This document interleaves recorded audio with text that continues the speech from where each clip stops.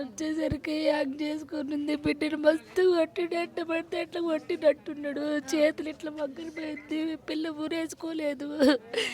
కిందకి ఇట్లా యాగ్ అయిపోయింది, చేతులు అన్నింటున్నాయి, ఈ చేతులు ఇరు చేసినట్టున్నాడు. వాడు పిల్ల నాగనేటానికి వచ్చిండో చంపడానికి వచ్చిండో తెలీదు.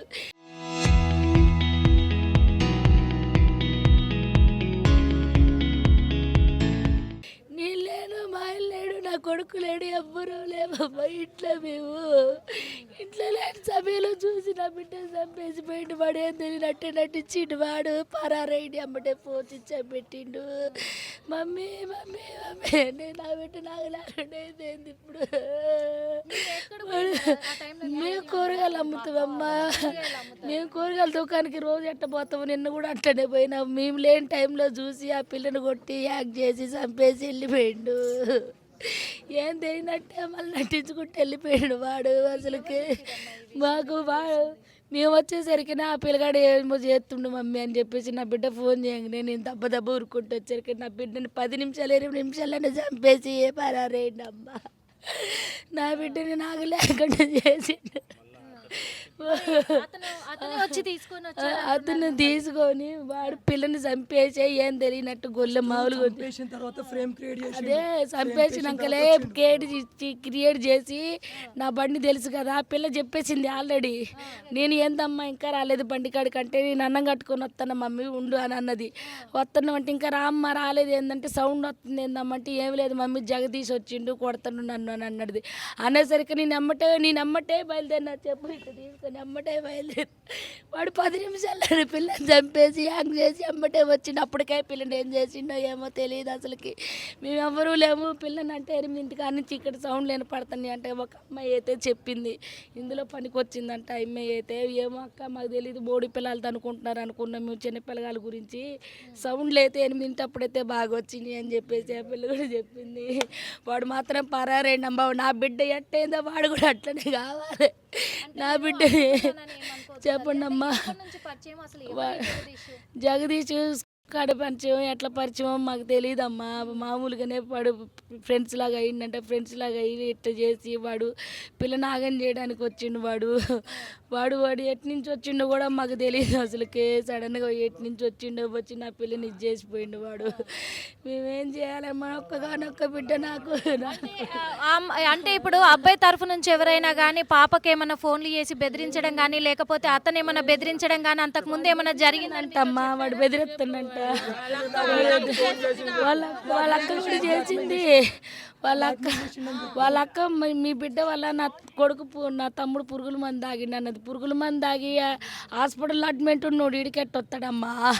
మేము జగదీష్ వాళ్ళ అక్క చెప్పింది. వాళ్ళ అక్క చెప్పే అయితే వారం తర్వాత వచ్చి మా ఆయనతో మాట్లాడుతా అన్నది.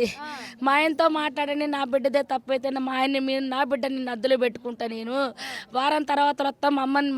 మా తాతయ్య చనిపోతే మా తమ్ముడు గుండు కొట్టించినాక నీ బిడ్డ వల్ల నా తమ్ముడు పురుగుల మంది తాగినాను అన్నది. బెదిరించినది ఒక్కరోజేనమ్మా. ఒక్కరోజు కాగానే ఎమ్మటే పిల్లగాడి కాడికి పంపించి పిల్లని చంపేపించింది. ఆ బిడ్డ ఆమె చేసిందో లేకపోతే వీడే కావాల్సుకొని వచ్చి నా బిడ్డను చంపేసిపోయిండో తెలీదు. వాళ్ళిద్దరు కలిసి మరి వచ్చిరో ఈడికి మాకు తెలియదు. మేమైతే ఇద్దరం పోయినాం 7ంటికి, మేమిద్దరం కలిసి వెళ్ళిపోయినాం అమ్మ. అసలు ఎందుకు ఆ పాపను కొట్టేదాకా ఎందుకు వచ్చింది? అసలు ఏం కావాలి తనకి? ఏం కావాలని? నా బిడ్డ నేను లవ్ చేయనని ఒప్పుకుందంట. నేను చేయను అన్నదంట. నన్ను ఎందుకు లవ్ చేయవని పిల్లగాడు ఇది చేసిండంట. నీ వల్ల నేను మందు తాగినాను అని చెప్పేసి వాడు కసి పెట్టుకున్నాడో లేకపోతే ఇంకా పిల్ల నేను చంపేయాలనుకున్నాడో ఆగం చేయాలనుకున్నాడో తెలియదమ్మా మాకు. ఈ పని చేసి కూర్చున్నాడు వాడు. నేను చెప్తున్నానమ్మా.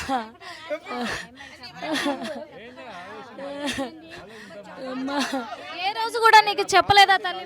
అమ్మా ఒక్కరోజు ముందే చెప్పిందమ్మా. నాకు అసలు నాకేం తెలివితే ఒక్కరోజు వాళ్ళ అక్కతో మాట్లాడినా. నేను ఒక్కరోజే మాట్లాడితే మా ఆయన దగ్గరికి రమ్మని చెప్పితే అంటే సరే అని చెప్పేసి అని అన్నది. వాళ్ళ వారం తర్వాత వస్తానన్నాడు. తెల్లారి పొద్దున్న ఎట్టొచ్చిండు. ఒక్కరోజు నైటే మాట్లాడినావు. నైట్ 5 గంటలకు మాట్లాడితేనే మళ్ళీ పొద్దున్న 7 గంటలకు 8 పిల్లని వచ్చి చంపేసిపోయిండమ్మా. వాడు గుండు అంట వాళ్ళ తాతయ్య చచ్చిపోతే గుండు కొట్టించుకున్నాడు. ఆమె చెప్పింది.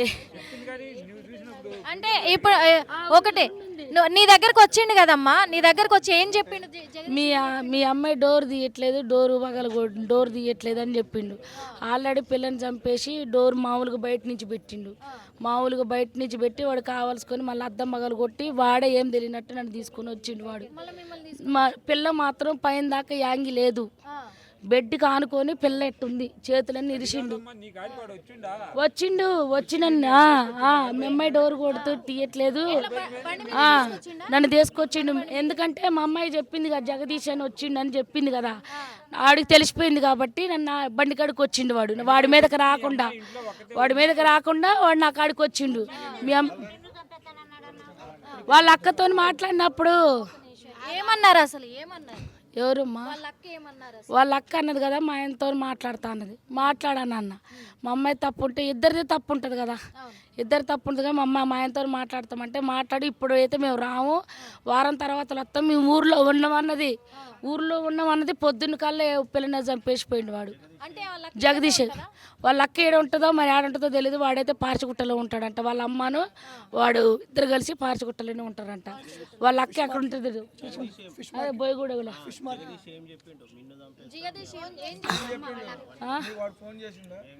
నాకు వాళ్ళ అక్కతోనే మాట్లాడిపించిండు ఫస్ట్. ఏమన్నా బెదిరించిండు. వాళ్ళ అక్క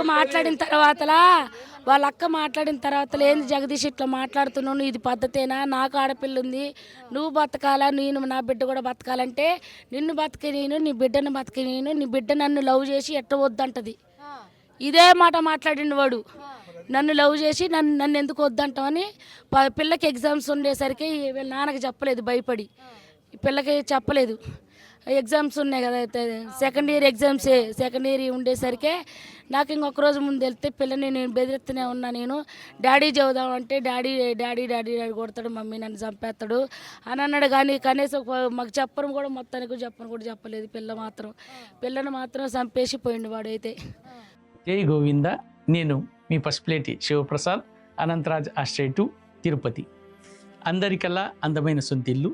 మీ సొంతింటి కలను నెరవేర్చడానికి అనంతరాజ్ ఆశ్రయ వారు తిరుపతి ఇంటర్నేషనల్ ఎయిర్పోర్ట్కి ఎదురుగా మల్టీనేషనల్ కంపెనీస్ అయినటువంటి TCL, Dixon, Foxlinks, Wingtech కంపెనీలకు మధ్యలో వరల్డ్ స్టాండర్డ్స్ స్కూల్స్ అయినటువంటి విజ్ఞతం స్కూల్, గురుకుల్ స్కూల్ మరియు మెడికల్ కాలేజ్కు అతి చేరువలో ఈ ప్రాజెక్టును నిర్మిస్తున్నాము. మేము కేవలము 20 లక్షలకే అందమైన సొంతిల్లే కాకుండా యాడెడ్ లైఫ్ స్టైల్ను అందిస్తున్నాము. 14,000 SFT కలిగిన ఈ క్లబ్ హౌస్